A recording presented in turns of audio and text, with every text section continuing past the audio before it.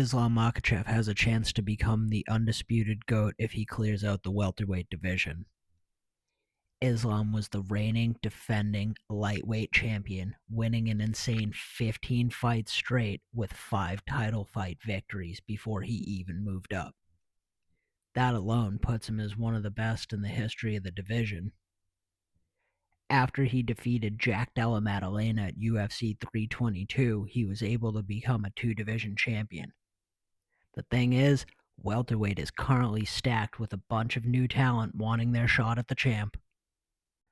Currently, Ian Gary sits at the top of the list of title challengers with his most recent win over the number 2 ranked former champion Bilal. Everyone forgets his fights, Muhammad. Ian can be annoying, but he really is a good fighter. He's well-rounded, has good stand-up, good grappling, good jiu-jitsu, and the ever so important takedown defense, which he's definitely going to need against Islam. Will it be enough to stop Islam, though? I doubt it. Islam's actually going to be able to win by striking with Ian at first. When Ian starts coming forward and throwing his kicks like he does in every fight, Islam will be able to shoot and get a takedown on a wide-open Ian Gary. It's not like Islam shoots from 5 feet away and clings to his opponent's legs. He times his takedowns perfectly and doesn't waste a ton of energy getting his opponents down, or at least partially down. When Islam lays on Ian and continues to make him carry his weight around, it will eventually begin to wear on Ian. And as we saw in Ian's last fights with Prates in the 5th round and Shavkat in the 5th round, Ian tends to fade towards the end of the fight. I just don't see how Ian can get his offense going and establish his kicking range and not get taken down by one of the most dominant grapplers in the division. Next, we have Shavkat, the undefeated former number 1 contender who has looked very good in all of his fights, except for when he got his back taken and nearly got finished by Ian Gary. Getting your back taken and nearly finished is a really bad sign when going to fight someone like Islam, who is a dominant grappler with finishing abilities. That and Shavkat has been inactive for a while, so he might be a little rusty and he might not look the same after his injury. That and all of Shavkat's wins come by various chokes. I really don't see Islam making a mistake in the grappling exchange and getting himself choked out by Shavkat. In fact, Shavkat having so many chokes might make him want to exchange in the grappling with Islam, which would be the worst thing he could do. So, yeah, Islam's probably going to wind up beating Shavkat due to his far superior grappling.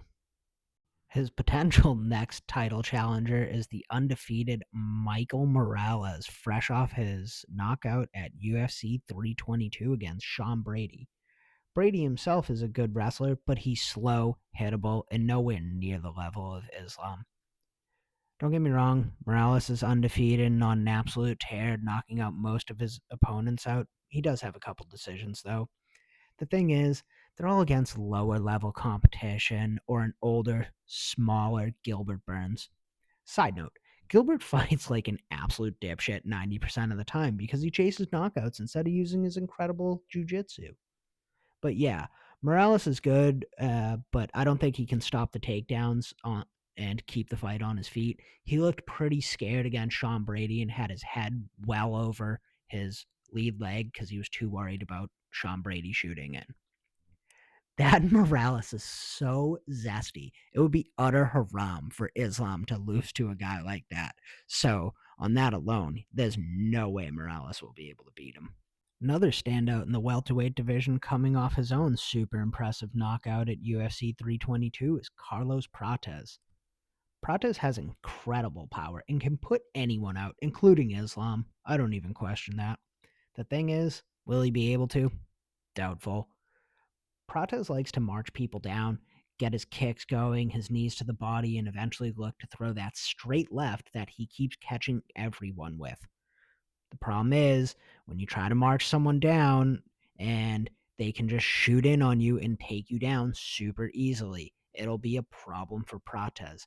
Islam's one of the best at taking people down. I don't see him struggling taking Carlos Prates down. But Prates has a puncher's chance at best. but probably won't be able to get it done. Lal Muhammad is somehow in the mix and at the top of the division. Hopefully he doesn't fight against Islam. That'll be a complete snooze fest. Bilal is so boring. He tried to showcase his stand up in his first title defense. It was essentially a moving punching bag. Dude's a clown with no fans. I don't think the guy has a single fan. Worst part of it all is now Islam's calling for his first title defense to be against Kamaru Usman. Granted, Usman's a former champ and held on for a while, but he's 1-3 in his last four, with his last win being over the super tough but super one-dimensional Joaquin Buckley. Does Marty Usman deserve a title shot? Of course he doesn't, but we all know that this is an idea put by Islam and Usman's manager, Ali Abdelaziz. If this fight is Islam's first title defense, it'll be pretty easy for Islam to take down and control the old, slow, limited mobility having Marty Usman. Also, any of you guys actually like Kamaru's podcast? I find him super annoying, and all he does is keep trying to make every conversation about himself and how awesome he is. Straight clown.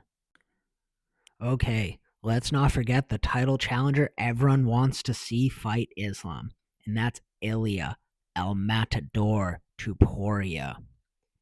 Ilya has been on an absolute tear, knocking out everyone that's been put in front of him. He knocked out two fan favorites at featherweight back to back who are divisional goats in their own right. He then went up to lightweight, knocked out Charles Oliveira for the vacant lightweight title, which Islam had vacated when he moved up, thus earning Ilya his second title.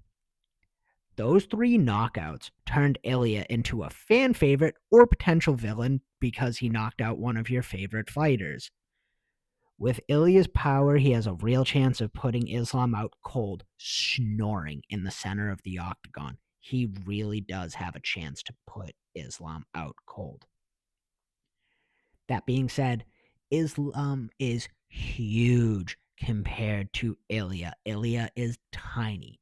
Islam was a weight bully at 155. That's clearly a natural welterweight.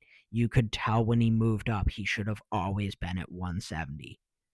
Ilya is a natural 145er who got sick of cutting weight and decided to go up to 155. Ilya really is just giving up too much size to Islam. Islam is good at keeping people at range on the outside with his kicks, which Ilya has been caught with before and had a tough time getting in on kickers. If Ilya were to close the gap with a long 3-4 punch combo, which he does very well, Islam can slip and shoot in on one of Ilya's planted legs. Don't get me wrong, I'm not counting out Ilya in any way, shape, or form, but I just think he's too small to stop Islam's takedown and will eventually be too exhausted to get his crisp boxing going. I'm not saying that Islam is going to do all this, or it'll be super easy, but he does have a legit shot to beat all of the top welterweight contenders. If he does, there is absolutely no debate that Islam Makhachev is the greatest fighter to ever live. He will have cleared out 2 stacked divisions. With that, the GOAT conversation is over. It will be Islam. If you guys like this video, please like and subscribe. Be safe. Don't do dope.